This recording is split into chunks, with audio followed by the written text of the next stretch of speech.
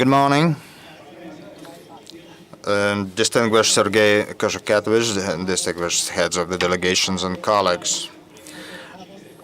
Personally, I would like to extend a word of welcome to the participants to the fifth conference on international security in Moscow. We view this event from the standpoint of strengthening international stability and narrowing differences over the current issues of the modern times. The discussion points of the conference relating to both global security and its regional aspects, and the presence of defense ministers at the forum and other high representatives, as well as the leaders of a number of states and leaders of international organizations, testify to the fact of the growing need for a common understanding to counter new threats and challenges. At the same time, I have to state that the current situation requires from us more proactive and coordinated actions. In the developing situation, it is not admissible that some one-sided advantages are sought at the expense of other countries. And so some countries are experiencing pressure on political and other reasons. And thanks to that, conditions are created for change of the leadership of the states and the implementation of colored revolution scenarios. The bloc diplomacy is being revived, and the current and new political and military alliances are being built, and contradictions are being provoked between various countries. Put together, it leads to the unleashing of wars and interpolitical conflicts, and gives rise to some new challenges and threats to international security. Among them, the biggest threat is posed by terrorism.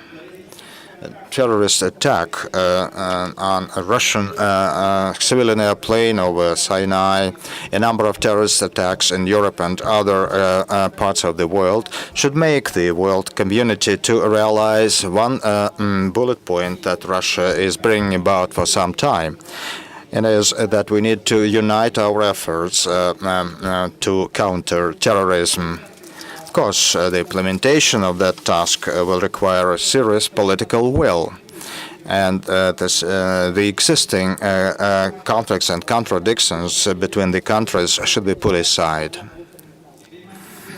The interaction and coordination between Russia and the United States in Syria testifies to the fact that such cooperation not only possible but could be efficient, and it's very important in the situation when international terrorist organizations continue to recruit new supporters.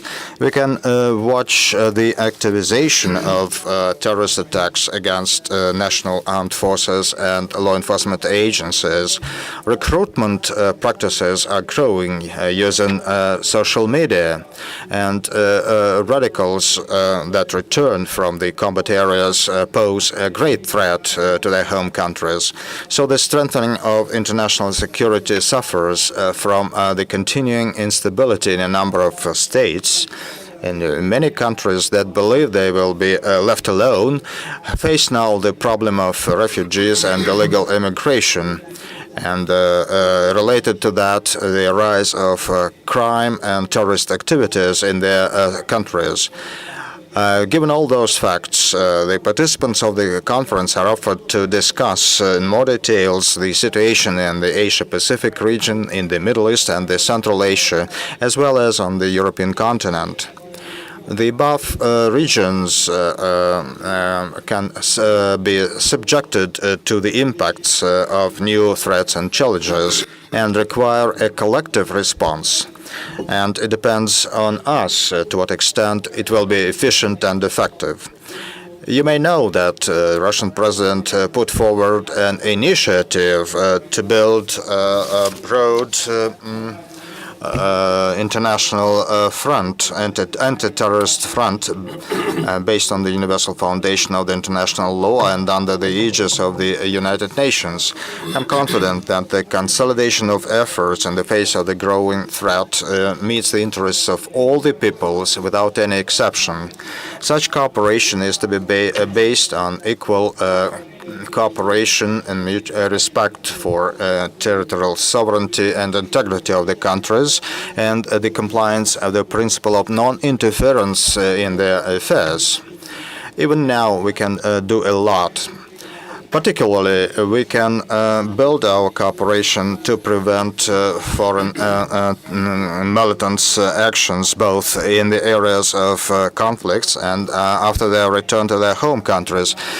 We can enhance the information sharing on terrorist groups and their behavior. We can establish mechanisms of mutual information on refugees so that we could identify those persons who can be connected to ISIS and other terrorist groups.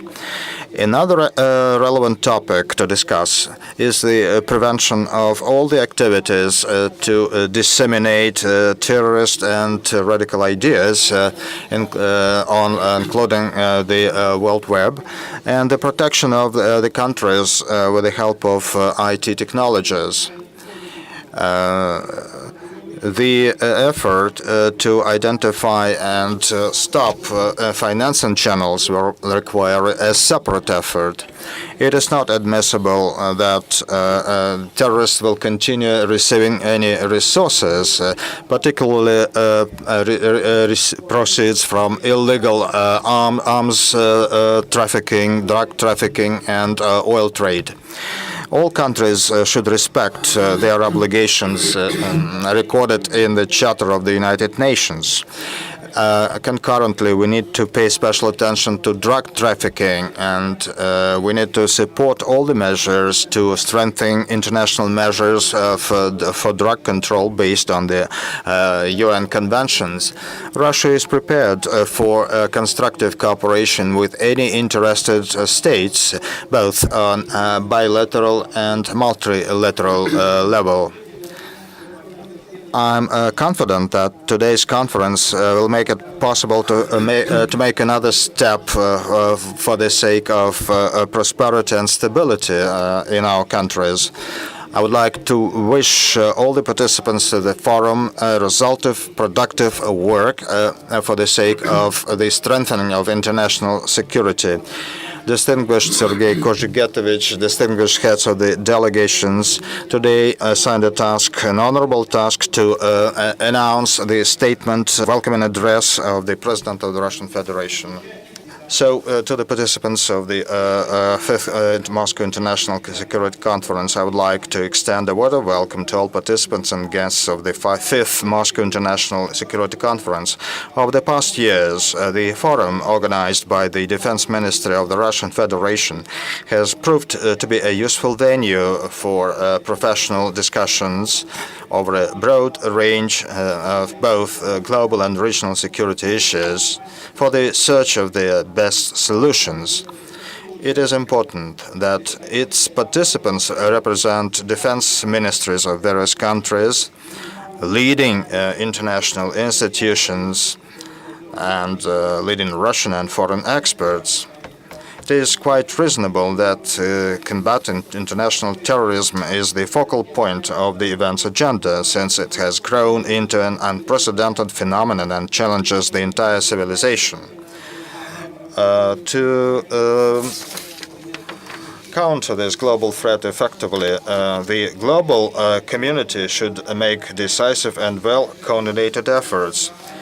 And for this end, Russia launched an initiative to build a broad anti-terrorist front based on the universal foundation of the international law and under the aegis of the United Nations. The operation of the Russian aerospace force in Syria delivered a powerful blow on ISIS fighters, and other extremist forces contributed to a radical breakthrough in the situation and ensured favorable conditions for advancing all Syrian dialogue for the purposes of a political settlement in the conflict. I'm confident that at the conference you will discuss in detail a broad range of relevant issues requiring joint solutions on the basis of the international law and the principle of equal and indivisible security. I wish you fruitful work and the best of everything. President of Russia, Vladimir Putin.